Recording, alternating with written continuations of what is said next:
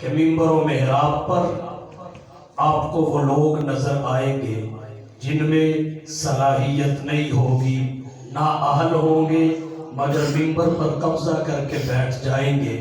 اور اس کی کچھ دلیلیں ہمارے معاشرہ میں سامنے بھی ہیں۔ کہاں ممبر اور کہاں ڈاکٹر عامر لیاقت، کہاں ممبر اور کہاں بلال قطب۔ تو اس وجہ سے ضرورت اس امر کی ہے ہم اس میدان میں بھی محنت کریں تاکہ اہل لوگ آگے آئیں، امت کی صحیح رہنمائی کر سکیں۔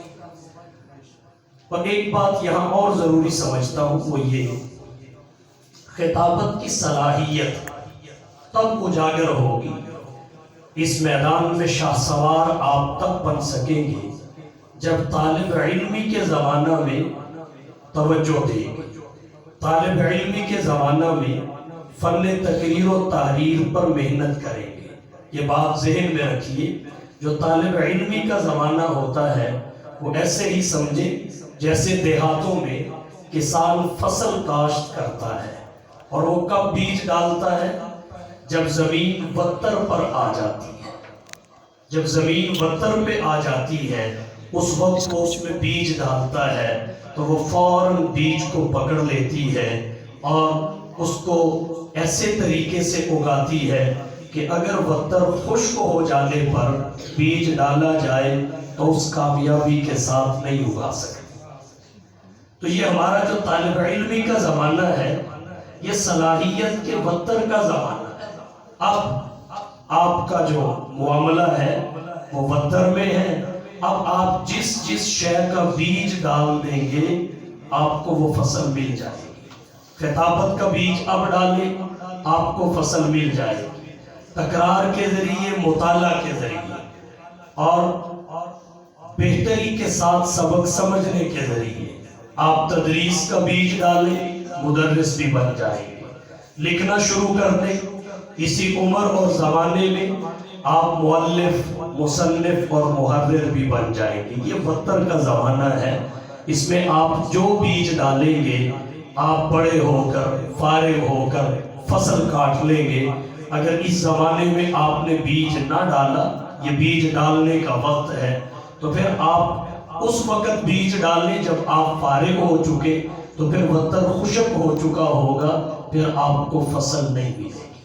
تو اس وقت کو قیمتی بنانے کی ضرورت ہے۔ تو آج آپ جہاں کوشش کرتے ہیں تدریس کے میدان میں مہارت پیدا کرنے کے لیے، دیگر میدانوں میں کوشش کریں خطابت کے میدان میں بھی آپ مہارت پیدا کریں تاکہ آنے والے وقت میں امت کی صحیح رہنمائی کر سکیں۔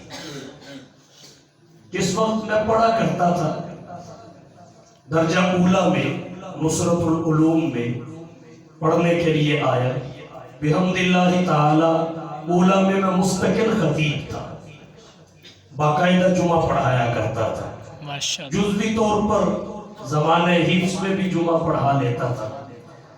درجہ ثانیہ میں، ثالثہ میں مستقل خطیب تھا، اور ثالثہ پر جب پہنچا تو میرے بیانات جلسوں میں ہونے لگ گئے تھے، بسا اوقات آخری خطاب بھی کیا کرتا تھا۔ ہمارے بعض دوست بڑی تنقید کا نشانہ بناتے تھے، کوئی کہتا یہ وقت سے پہلے بالغ ہو گیا، وقت سے پہلے بالغ ہو گیا، کسی نے کہا اس نے نہر آنے سے پہلے کپڑے اتار لیے، ساری باتیں سنتے تھے۔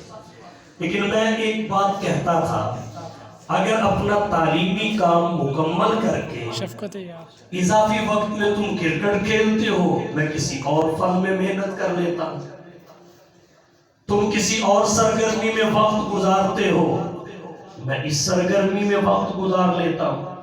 اور یہاں ایک بات اور عرض کروں، فن خطابت یہ غیر نصابی سرگرمی نہیں ہے، یہ نصابی سرگرمی ہے، طلباء کے لیے بھی، علماء کے لیے بھی۔ اس پہ میں بات نہیں کرنا چاہتا، اس کے بہت سارے دلائل ہیں۔ یہ غیر نصابی سرگرمی نہیں ہے، یہ نصابی سرگرمی ہے۔ تو میں عرض کرتا، اگر ایک آدمی اپنے اسباق مکمل پڑھ لینے کے بعد، تکرار مطالعہ کا کام کر لینے کے بعد کوئی اضافی خوبی اپنے اندر پیدا کرنے کی کوشش کرتا ہے تو اسے ناکامی نہ کہا جائے، اسے کامیابی قرار دیا جائے۔ وقت نے ثابت کیا الحمدللہ، اساتذہ کی محنت سے، اساتذہ اور والدین کی دعاؤں سے مجھے تدریس کرتے ہوئے 17 سال گزر گئے۔ کچھ کتابیں میری شائع ہو چکی ہیں، کچھ اشاعت کے لیے تیار پڑی ہیں۔ خطابت کے میدان میں الحمدللہ اللہ نے قبول کیا، نہ صرف ملک پاکستان بلکہ بیرون ممالک تک جانے کا موقع ملا۔ اب وہ دوست جو کہتے تھے وقت سے پہلے بالغ ہو گیا، پانی آنے سے پہلے کپڑے اتار لیے وغیرہ وغیرہ، تو اب انہوں نے محسوس کیا کہ ہم نے حوصلہ شکنی کی جبکہ ہمیں حوصلہ افزائی کرنی چاہیے تھی۔ تو آپ کی حوصلہ افزائی ہونا شروع ہو گئی۔ یہ مقابلے، ان کا انعقاد اور پھر مدارس میں باضابطہ بزم ادب کا انعقاد، اساتذہ کا آپ کو تقاریر لکھ کے دینا، آپ کو مشق کروانا، آپ کی اغلاط کی تصحیح کرنا، یہ سارے کے سارے معاملات آپ کی حوصلہ افزائی کے لیے ہیں۔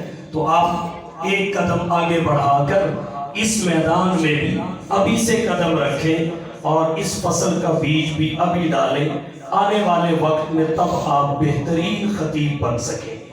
اگر کوئی آدمی کہے فراغت کے بعد دیکھی جائے گی، تو بھائی اپنی مسجد کا خطیب تو ہر مولوی ہوتا ہے، اور اس نے قدوری بھی پڑھی ہو یا نہ پڑھی۔